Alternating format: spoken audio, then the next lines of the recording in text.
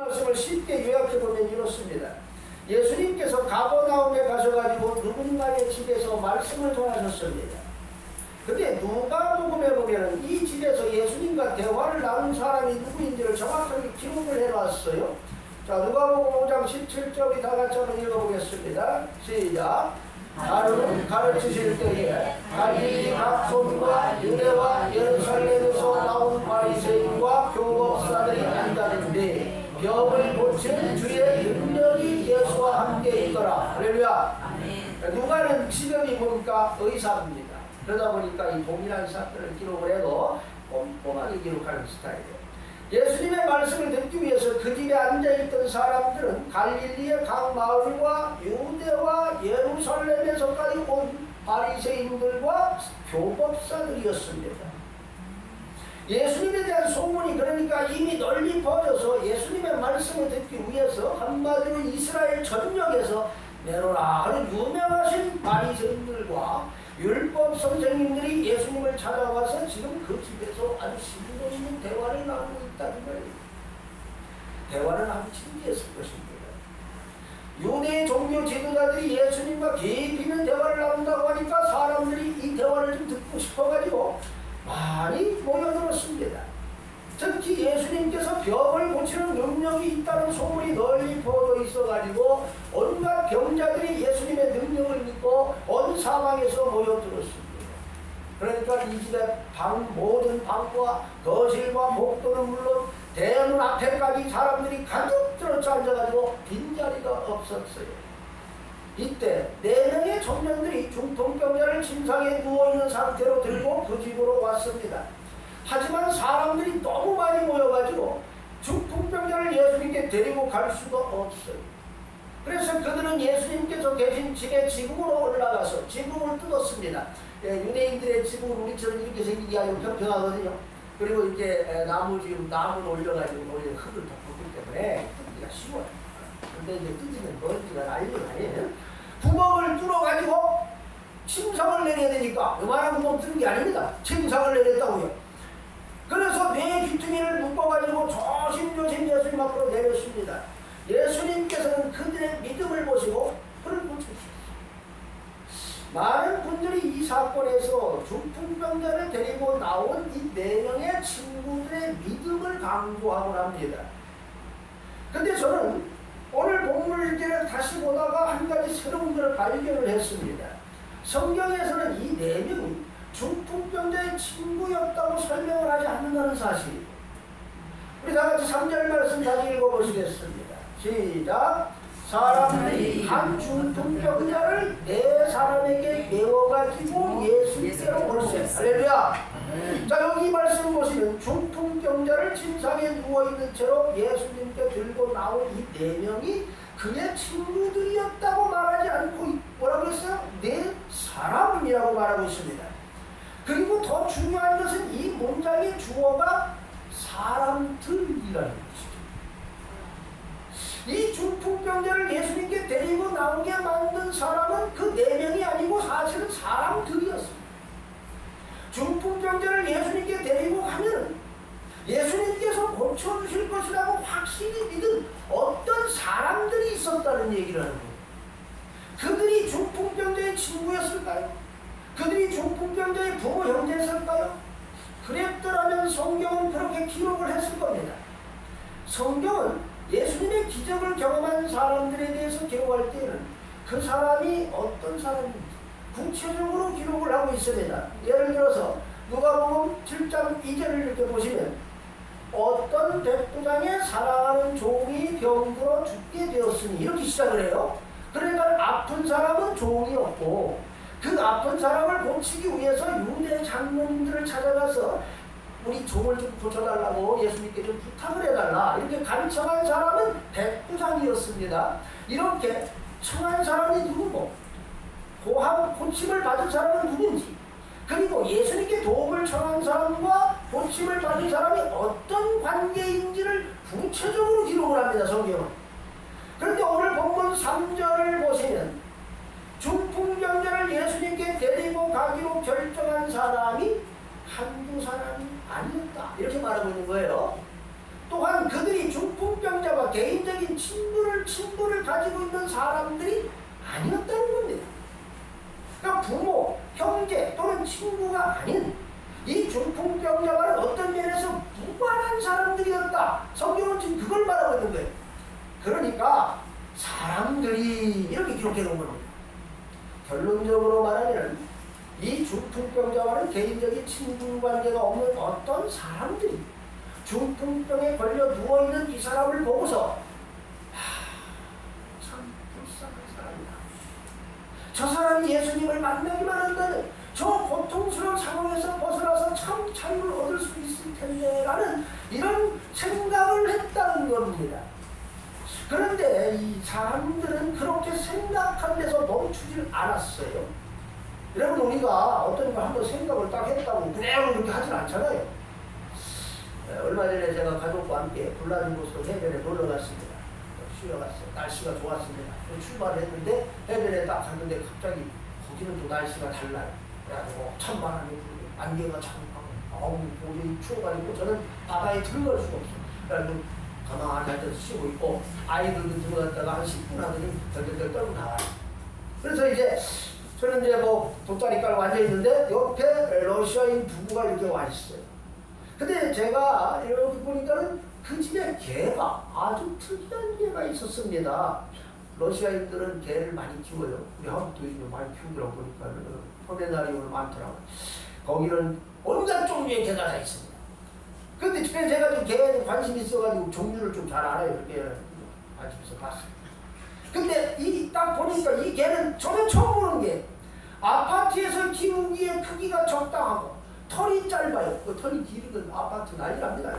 털이 짧아요. 그리고 아주 영리하고요. 개가 어떻게 생긴지 궁금하시죠? 네, 제가 한번 봤어요. 사진을 이렇게 생겼어요.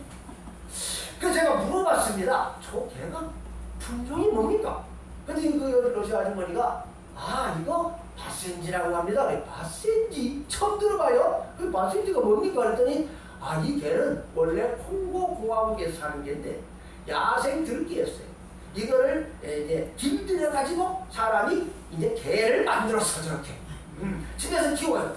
그런데 저 개가 아주 특이한 점이 있습니다. 첫째, 냄새가 나지 않아요. 둘째는 짖지 않아요. 짖지 않는 게 유명해요. 안 짖는 게 아니라 짖을 줄을 몰라요. 그래서 제가 이 개가 안 짖는 게 개냐? 그랬더니 개가 다른 소리를 내는데 그래서 보니까 얘가 이래요. 그럼 얘 짖는 거예요? 그러니까 저게 짖는 거예요. 얼마나 좋아요. 아파트에서 옆집에서 시끄럽다고 떠들지도 않고 저거를 내가 키워야겠다 이렇게 생각을 했습니다. 그래서 집으로 왔어요. 그래서 제가 인터넷을 찾아봤어요. 저 개는 도대체 한 마리 얼마일까? 새끼 한 마리에 한국 돈으로 100만 원이요. 제가 너무 마음에 들었어. 당장 사고 싶었어요. 그때 살려고 딱 생각을 하니까 갑자기 그 다음은 이런 생각이 들어요. 내가 저걸 사는 순간 이제 아침 6시에 데리고 나갔다가 저녁 6시에 데리고 나가서 저째 대변을 보게 해줘야 돼요. 씻어줘야 돼요. 나 그거 감당할 자신이 없는 거야 나는. 그래서 내가 제 인생을 책임질 수 있을까? 그걸 생각하니까 고민이 시작돼가지고 아직까지 결정을 못했습니다.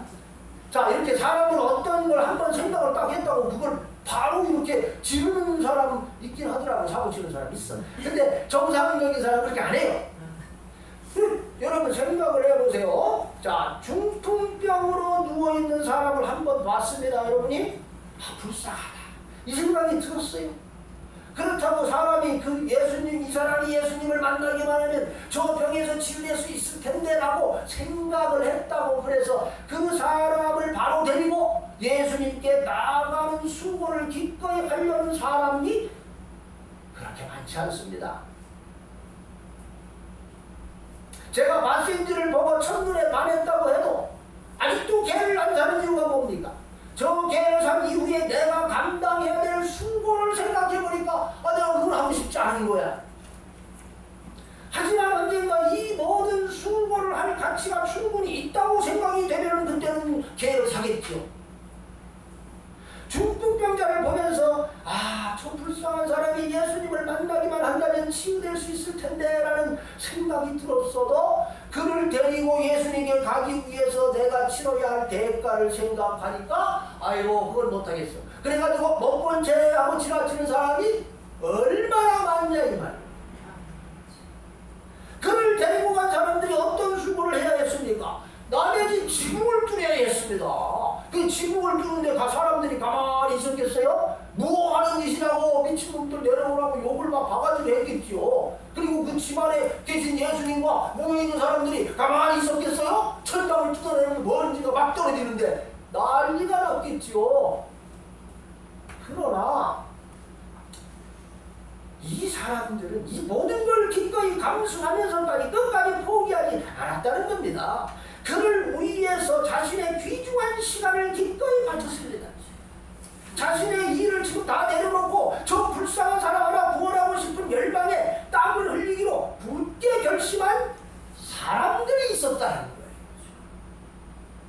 한 명의 생명을 이 세상에 태어나게 하기 위해서는 말로 표현할 수 없는 해산의 수고가 있어야 됩니다. 여러분 우리가 이 땅에 태어날 때 우리 어머니 말로 표현할 수 없는 고통 가운데 우리 난 거예요. 영혼을 사랑하는 마음이 있어야 이게 가능합니다. 그 사람들이 중풍병자를 예수님께 데리고 가려고 딱 보니까 아이고 이 사람이 생각했던 것보다 상태가 더 심합니다. 우리는 그럴 거라고 생각 안 했어. 그냥 옆에서 대충 부축해가지고 데리고 갈 줄 상태가 아니에요. 이 사람은 심각한 중풍으로 온몸이 마비된 상태였습니다. 손가락 하나 까딱하지 못하는 상태예요. 또한 그의 상태는 외부 충격을 받으면 아주 심각해질 위험이 있는 사람이었습니다. 그래서 그들은 순간 일이 잘못될 수 있다. 내가 소나기 뭘 하려다가 일이 더 커질 것 같다는 이런 생각에 당황했을 것 같아요. 제가 생각할 때. 그러나 그들의 믿음은 이미 이 모든 장애를 극복할 준비가 되어 있었습니다. 그래서 그들은 이 환자를 침상에 누워있는 상태로 조심조심 예수님께 데려가야 한다는 결론을 내렸어요. 이거 누가 들고 갈 거예요? 그 사람 무거운데. 그 4명이 자원한 거예요. 내가 들고 갈게. 우리는 이 기적의 사건을 읽으면서 참 이분들 대단하다. 훌륭하다. 이렇게 생각하고 성경을 다 덮어버리면 안 됩니다. 그렇게 되면 우리와 이 사건은 아무런 관련이 없는 하나님 비담으로 남는 거예요. 그런 일이 있었다더라. 우리는 하나님 아버지께서 하나님의 신으로 감동시켜가지고 이그 사건을 성경에 기록하게 하신 의도를 깨달아야 합니다. 그것은 이 사건이 바로 우리와 관련된 우리들의 사건이기 때문에 기록해 놓은 거예요. 할렐루야. 아멘. 이 사건이 바로 우리 주변에서 일어나야 하는 사건이기 때문에 성경에 기록하게 하는 거예요. 이 본문에 나오는 중풍병자는 중풍병자로 태어난 사람이 아닙니다. 만일 그가 중풍병자로 태어났더라면 성경은 그렇게 기록을 했을 겁니다. 자, 요한복음 9장 1절 다 같이 한번 읽어보겠습니다. 시작. 예수께서 길 가실 때에 날 때부터 소경된 사람을 보시는지라. 할렐루야.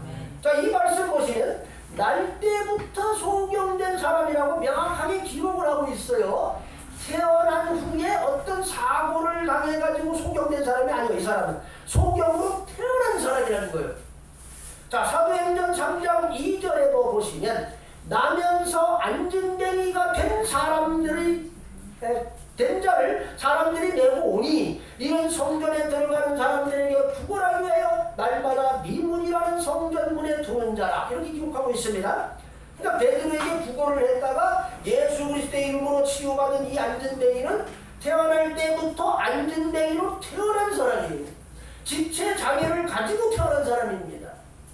만일 중풍병자가 중풍병자로 태어났더라면 성경에 뭐라고 기록했겠어요? 날 때부터, 나면서 이 말을 덧붙였을 겁니다. 그런 말씀이 없는 걸 보면 이 중풍병자가 건강한 적이 있었겠구나라는 걸 우리는 짐작할 수 있는 거예요. 중풍이라는 것은 마비를 불러오는 병인데 대부분 다 후천적으로 발생합니다. 어떤 사고를 크게 당해가지고 척추신경이 마비되면 다치면 이제 전신마비가 오고 그러는 거잖아요.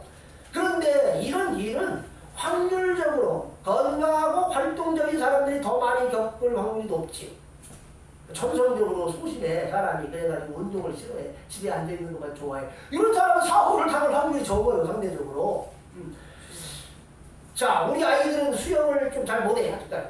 그러니까 이제 바다로 같이 가도 깊은 물을 안 들어가요. 애들은 잠중력을 알아. 그래서 발목이 발이 땅에 닿는 데까지만 가요. 그러니까 얘들은 빠져 죽을 일이 거의 없어요. 근데 저는 아주 수영을 좀 잘합니다. 어릴 적부터 이 물을 좋아했어요. 그래가지고 작년에 우리 우주대리도 목사님이 보바 목사님이 목사님 좋은 바닷가를 발견했습니다. 그래요? 그래 같이 갔습니다. 좋더라고. 그래서 내가 이제 쉬다가 수영하러 갔어요. 근데 이상하게 사람들이 아무도 수영을 안 해요. 그래서 저 혼자 들어갔습니다. 딱 들어가 수영을 배영을 먼저 하다가 이제 뭐 그만 나가야지 또 봤더니 제가 깊은 바다로 또 내려와 있는 거예요. 그리고 보니까 이걸 파도가 밀어내는 곳이야. 그래가지고 정신이 벌떡 들었는데 큰일 났다. 그러고 그냥 가려고 막 하는데 저기서 해변이 보이는데 아무리 해도 거기를 가까이 가지질 않아요. 이게 가면 갈수록 뒤로 밀리는 곳이야. 그래서 내가 이거 나 여기서 죽겠구나. 근데 제가 무슨 생각이 같은지 아십니까? 근데 내가 여기서 죽으면 이게 순교가 아닌데. 사람들이 김영진 선교사 수영하다 죽었다 그러면 하나님 영광을 당하게 생겼잖아요. 그래서 하나님 여기서 죽으면 안 됩니다. 사역을 다해가지고 제가 나왔습니다. 나오자마자 뻗었어요. 진액이 다 빠져가지고. 그때 제가 깨달았어요. 수영을 못하는 놈보다는 잘하는 놈이 죽는 거구나. 운동을 싫어하는 사람보다는 운동을 좋아하는 사람이 운동 좀 한다고 까불다가 큰 사고를 당할 위험이 상대적으로 높잖아요. 운전 못하는 사람보다는 운전 잘하고 좋아하는 사람이 대형 사고를 당할 위험이 더 높습니다. 그러니까 제 말은 이 중풍병자도 아주 건강했던 시절이 있었을 것이다.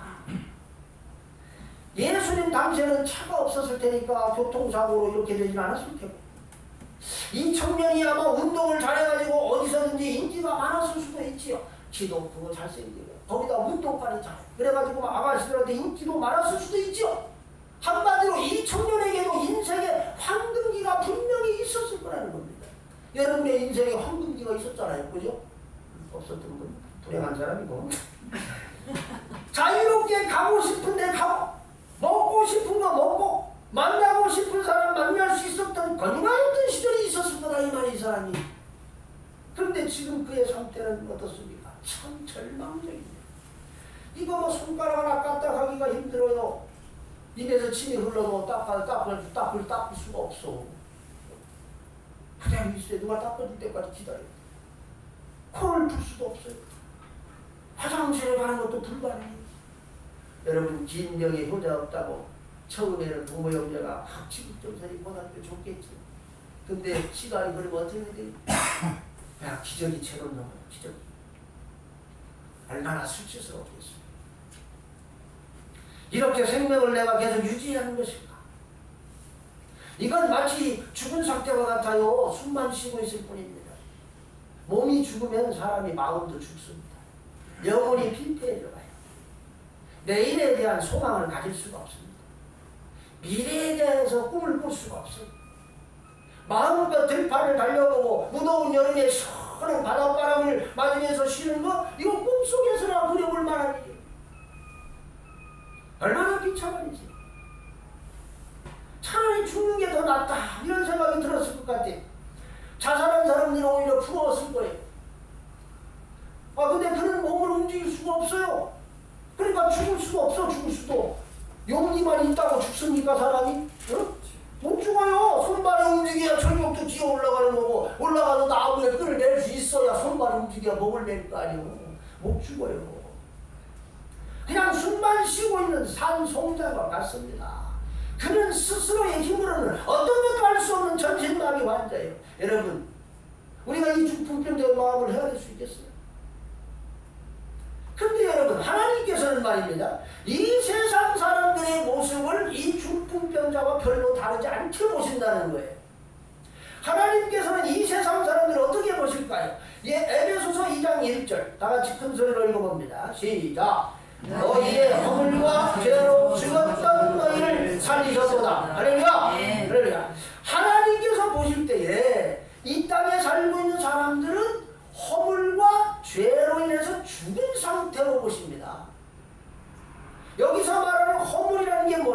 인간이 태어나 살면서 자기의 말과 행동과 생각으로 지은 죄를 말합니다. 그럼 여기서 말하는 죄는 뭡니까? 하나님께서 흙으로 빚은 최초의 인간 아담이 지은 죄를 말하는 겁니다. 이것을 인류의 조상인 아담이 지은 죄라 해서 원죄라고 그래요. 이 땅의 모든 인간은 아담의 후손으로 태어났습니다. 결국은 아담의 원죄를 물려받은 자들이에요. 그렇기 때문에 하나님께서 그 맛인 선악과를 따먹은 건 아담과 하와지만 그들의 죄의 결과는 아담과 하와뿐만 아니라 그의 후손인 모든 인간에게 임하고 말았습니다. 그럼 죄의 결과가 뭡니까? 로마서 6장 23절 다 같이 읽어봅니다. 시작. 죄의 삭은 사망이요 하나님의 은사는 그리스도 예수 우리 주 안에 있는 영생이니라. 할렐루야. 죄의 삭은 사망입니다. 모든 인간은 죄인이에요. 죄가 그러니까 육신의 죽음뿐만 아니라 영적인 죽음도 불러왔다 그 말이에요. 그 결과 어떤 일이 일어납니까? 로마서 3장 23절 읽어봅니다. 시작. 모든 사람이 죄를 범하였으니 하나님의 영광에 이르지 못하더니. 아멘. 인간은 하나님의 형상을 따라 창조는 아주 고귀한 존재예요. 그런데 인류의 조상 아담이 범죄해가지고 하나님의 형상을 잃어버렸습니다. 아담의 후손으로 이 땅에 태어난 모든 인간도 하나님의 영광을 다 잃어버리고 만 거예요. 그럼 왜 그들이 하나님의 영광을 잃어버리게 됐습니까? 생명의 근원이신 하나님을 잃어버렸기 때문에 그렇게 된 거예요. 범죄함으로 에덴 동산에서 쫓겨나서 생명나무가 되시는 예수님으로부터 나오는 생명을 지속적으로 공급받지 못하게 돼서 그렇게 된 거예요. 아멘. 그러기 때문에 하나님께서 보실 때 모든 인간은 다 이미 죽은 상태로 같아요. 세상 사람들한테 이런 말을 하면 그들이 뭐라 하는지 아세요? 내가 왜 죽었냐? 내가 대학생 때 한 친구가 저한테 와가지고 네 인생은 끝났다 이러고 가더라고. 지금 되게 나쁘더라고 그때. 그래서 내가 그때 예수 안 믿을 때니까 야 임마! 이리 와봐. 너 뭐라고 그랬어? 나는 말해줘도 몰라. 이러면 말을 해야 하는 걸까 내가 이해를 할 줄 알지는 내가 결정 얘기해봐. 그랬더니 설명을 해. 저를 놓고 CCC에 600명이 모여가지고 어제 기도를 했대. 예? 그러면서 네 인생 끝났다고 갔어 여기에는. 근데 나는 그때부터 골치가 아프더라. 계속 귀에서 내리더라. 네 인생은 끝났다. 네 인생은 끝났다. 결국 내가 회장 예수 믿었다 그래가지고 할렐루야. 네. 그 사람들이 뭐냐면 내가 왜 죽었냐? 내가 이렇게 힘차게 숨쉬고 있는데 내가 내 손으로 돈 벌고 내 밥을 내 손으로 떠먹고 내가 내 발로 원하는 대로 얼마든지 뛰어다닐 수 있는데 왜 내가 죽었다고 하느냐? 이렇게 얘기를 하고 화내요. 그런데 인간은 생수의 근원이신 하나님을 떠나는 순간 이미 죽은 거예요. 그거는 할렐루야. 예수님께서 뭐라고 그래? 나는 포도나무요 너희는 가지다 이렇게 말씀하면서 우리가 예수님을 떠나서는 아무것도 할 수 없다 이렇게 말했습니다. 그리고 또 이렇게 말했어요. 요한복음 15장 6절 다 같이 읽어봅니다. 시작. 사람이 넘겨 시작. 사람이 내 안에 거하지 아니하면 가지처럼 앞에 버리고 말라지나니 사람들이 이것을 모아다가 불에 던져 사는. 할렐루야. 그러니까 예수님 안에 거하지 않는 인간은 뭐예요? 나무에서 딱 잘려가지고 서서히 말라주고 가는 나뭇가지 같은 거예요. 예수님은 우리의 길이요 진리요 생명이십니다. 그러니까 생명에서 떨어져 나간 사람은 줄기에서 잘려가지고 꽃병에 고이 모셔놓은 꽃과 같아요. 당장 볼 때는 꽃이 뭐 향기도 있고 화려하니까 살아있는 것 같죠. 냄새도 나잖아요. 그리고 뭐 생생하지 얘가 생생해. 그러나 어떻게 서서히 죽어가고 있을 뿐입니다.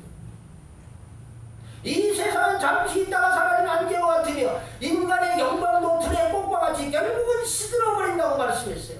이 땅의 모든 인간은 죄 가운데 태어나서 죄를 지으며 살다가 죄 가운데 죽어가는 존재들입니다. 그러니까 중풍병자와 하등에 다른 게 없어요. 숨만 쉬고 있을 뿐이야. 사망의 몸에 갇혀가지고 죽어가는 걸 몰라요. 자기가 살았다고 착각하는 거지. 그 자신의 힘으로 아무것도 되돌릴 수 없는 걸 몰라요. 이걸 아는 사람이 은혜가 받은 사람이. 할렐루야. 죽어가는 상태에서 벗어날 능력이 없어. 나는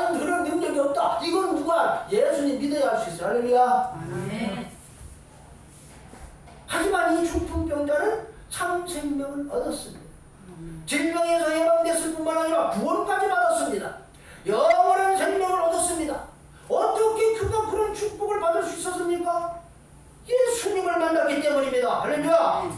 정신이 마비된 그가 그럼 어떻게 걷지도 못하는 사람이 예수님을 만날 수 있었습니까? 그를 불쌍히 여겨가지고 예수님께 데려가기 위해서 지붕을 뜯어내는 수고를 아끼지 않은 사람들이 있었기 때문이다 이 말이에요. 온갖 비난을 받으면서도 그를 살려야겠다는 일념으로 예수님께 인도한 사람들이 있었기 때문입니다. 할렐루야. 여러분이 잘 생각을 해봐요. 내가 구원받아가지고 지금 이 자리에 여기 앉아있는 거 이거 여러분의 부모님 때문이면 축복이고 영적으로 방황하는 여러분에게 복음을 전하고 여러분을 구원하기 위해서 애를 쓰고 수고한 사람들이 있었기 때문에 여기 앉아있을 겁니다. 할렐루야. 여러분에게 밥을 사주느라고 돈을 쓰고 교회 한 번만 가자 사정사정해 가자 여러분을 위해서 눈물로 기도하고 아낌없는 수고해준 사람들이 있었기 때문일 것이다 이 말이에요. 사랑의 하나님 아버지께서 여러분을 사랑하셔가지고 많은 사람을 끊임없이 계속 보내가지고 여러분에게 보내서 여기 온 거예요. 아멘. 하나님 아버지께서 여러분을 끝까지 포기를 안 해서 그런 거예요. 할렐루야. 아멘. 저도 이렇게 다 이 말씀을 듣고 이렇게 생각해봤어요. 나는 어떻게 해서 내가 예수님을 만났나 보니까 많은 사람들이 해설의 수고 덕분에 나도 구원받았구나 그걸 알았어요. 아멘. 제가 어릴 적에는 완전 시골 산골에 살았습니다. 충청도, 충남, 청양군, 남영명, 구룡리, 일부, 턱구, 사부천은 광산쪽 산골이 산속이야. 그러니까 뭐 교회도 없었어요. 근데 저 아랫마을에 어느 날 교회가 생겼어요. 그래가지고 제가 중학교 1학년 때인가 그 한 동네 형이 거기를 갔나 봐. 그래가지고 저를 아침부터 저녁까지 교회 한 번만 가자고 쫓아다녀가지고 내가 미치는 줄 알았어요. 그래 할 수 없이 한 번 갔잖아요. 도저히 마음에 안 들더라고 교회. 막 나왔어 나는. 근데 고등학생 때는 한 달간 제 옆에 앉은 애가 계속 맛있는 반찬을 싸다가 저한테만 주는 거예요. 얘가 왜 이러나? 그래서 얻어먹는데도 이상하잖아. 한 달 먹는 거 아무 말 안 해. 한 달 먹이고 나더니 영진아 부탁이 있는데 뭔데? 그러니까 우리 교회 한 번 가. 그 얻어먹은 게 있잖아. 한 번 갔습니다. 말이 안 들었습니다. 안 다녔어요.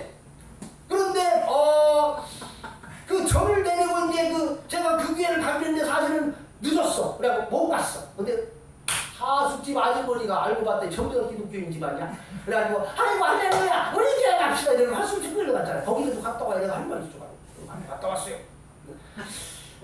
그때부터 좀 다녔는데 제가 교회에서 목사님이 또 사무실 바람에 시험 들어가지고 교회를 떠났어요.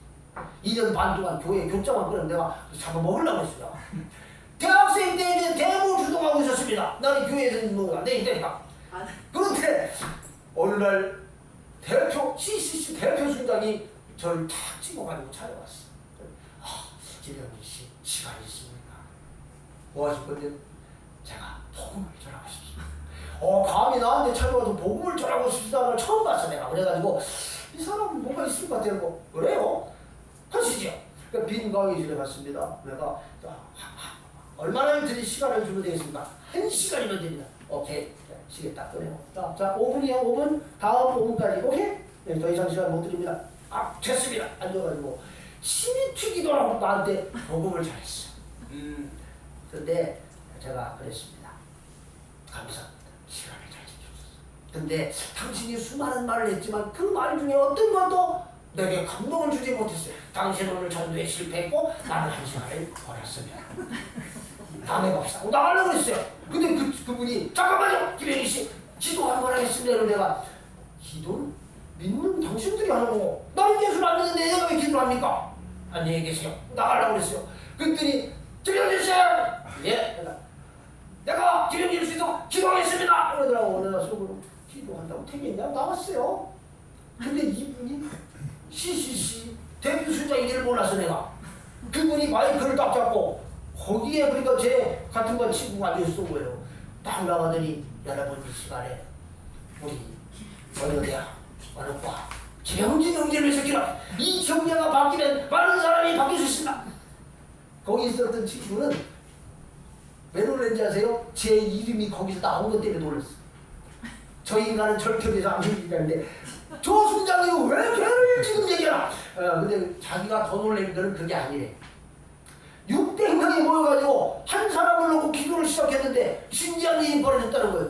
우리가 보통 기도할 때 그렇게 오래 한 적이 없대. 근데 딱 시작하는 순간 성령이 잡아버려가지고 15분 동안 아무도 멈추지 못하고 함성으로 기도하는 걸 자기는 그것 때문에 놀랬다는 거야. 그래가지고 나한테 한 소리가 그거예요. 네 인생 끝났다는 거예요. 근데 제가 알았어요. 합심 기도가 얼마나 능력이 있는지. 그 기도 때문에 한 달 안에 뒤집어버렸지 제가.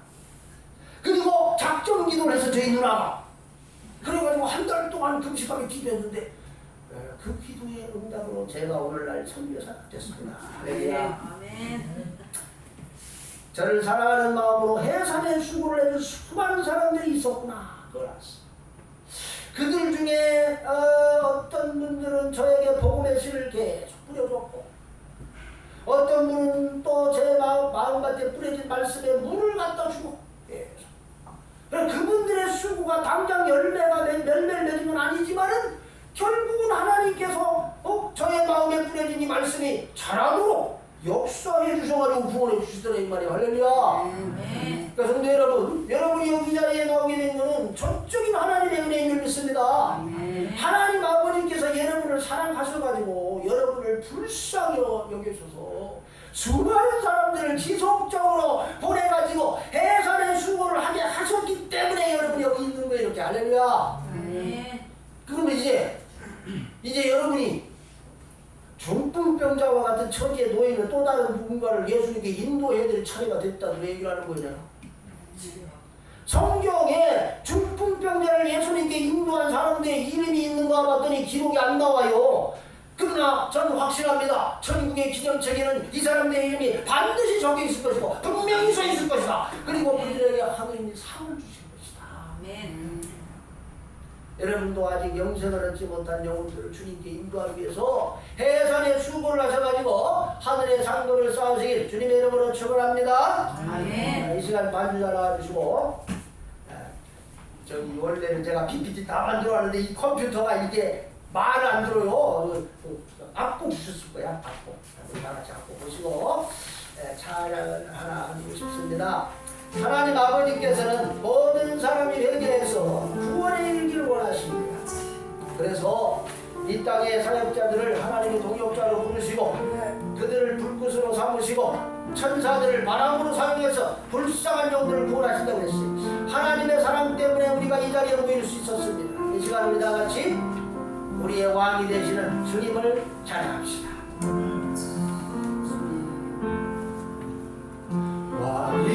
왕이신 나의 하나님 내가 주를 높이고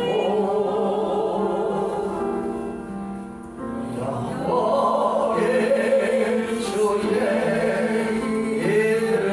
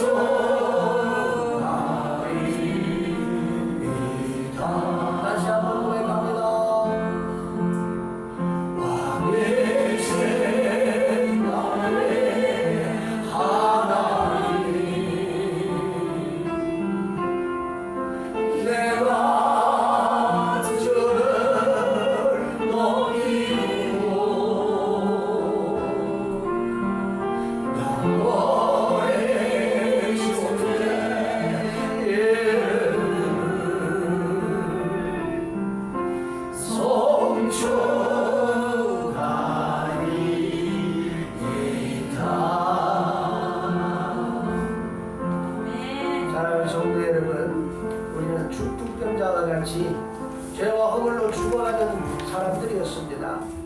영원한 지옥 불구덩이를 향하여 나가면서도 아무것도 알 수 없었던 불쌍한 영혼들이었어요.